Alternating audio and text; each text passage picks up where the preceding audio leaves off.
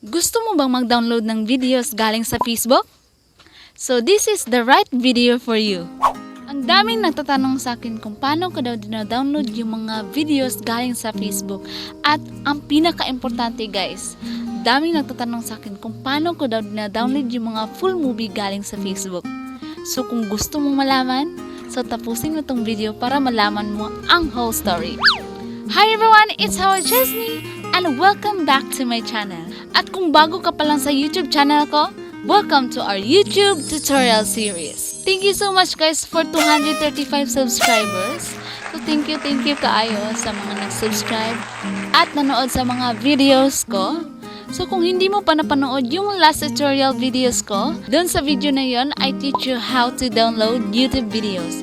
So for today's video, I'm gonna teach you how to download Facebook videos. Are you ready? So let's go! Hi guys, nandito na tayo sa ating home screen. Nandito na tayo sa ating phone. So una yung gagawin guys is pupunta kayo sa Facebook app. Tapos, pipili kayo ng video na gusto nyong i-download. By the way, you can follow me on Facebook. Just search Chesney TV. Yes. So, na-download natin yung video na sinave ko. May na-save na ako guys. So, ito lang ating i-download. So, in this video, this is our collaboration with Kuya Glenn Gutierrez. If you want the full song or full cover, you can check the description box below. I'll put there the link. So guys, the title of our song here is Kailan by MYMP. So next natin gagawin guys is ika-copy link natin yung video guys. So yung tatlong dot sa taas, yan ang i-click natin. So ngayon, i-click natin yung copy link sa baba. So importante talagang ma-copy link natin yung link ng video para mabilis lang siyang ma-upload at ma-download. Ayan na, copy link na natin. So, susunod natin guys, ibaback lang natin siya. Back tayo sa home screen. Ayan. Tapos next yung gagawin guys, punta kayo sa Chrome. Ayan. Tapos, search or type web address. Ipipaste natin yung link na kinaka-copy link natin kanina sa video. So, ayan. Tapos, enter. So, ayan ang lalabas guys. Nandito tayo sa freefacebook.com. So, i-click natin yung video, yung see all video. Tapos, use data. So, importante guys na may load kayo. So, dito tayo sa Chrome. Para mabilis natin yung pagda-download natin.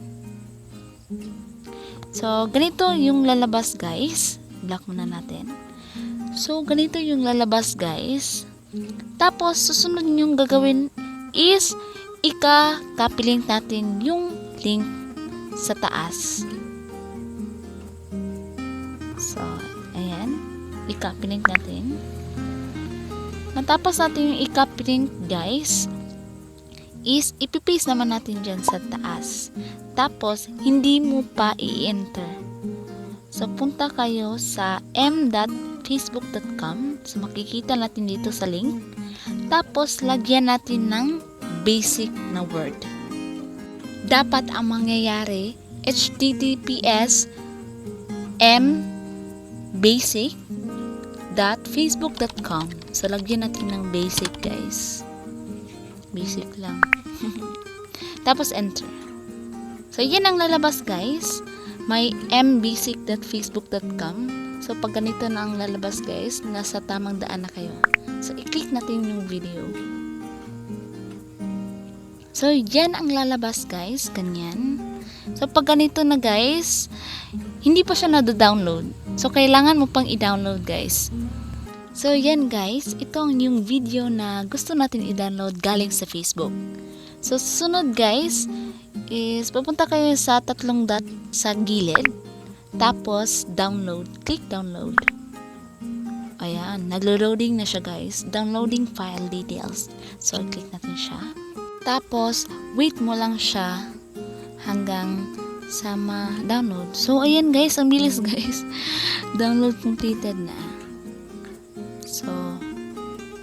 Na-download na siya guys. Nandito na siya sa ating Chrome. Let's see kung nandun ba siya sa ating download manager. As usual, punta tayo sa ating file manager. Tapos, device storage. Tapos, downloads. So, ayan guys. Nauuna na siya guys. So, na-download na yung video. So, ganyan lang guys. Ganyan lang kasimpleng mag-download ng videos galing sa Facebook.